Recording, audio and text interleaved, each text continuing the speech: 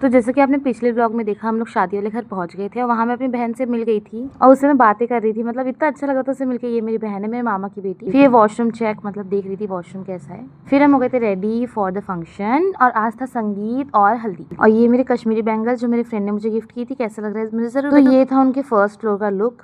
और फिर हम लोग गए थे नीचे, तो नीचे गए तो ये उनका ग्राउंड फ्लोर था और यहाँ का लुक ये है। वैसे मेरी मौसी यूट्यूबर है। फिर हम लोग बाहर निकले देखने के लिए क्या फंक्शन चल रहा है, तो उस टाइम पे फोटोशूट हो रहे थे। वो रही मेरी मौसी, उनके बेटे, मतलब कि मेरे भाई। हम लोग शादी वाले घर से भागकर बाहर आ गए हैं। मतलब हम इतने बोर हो रहे थे कि हम लोग बाहर आ गए।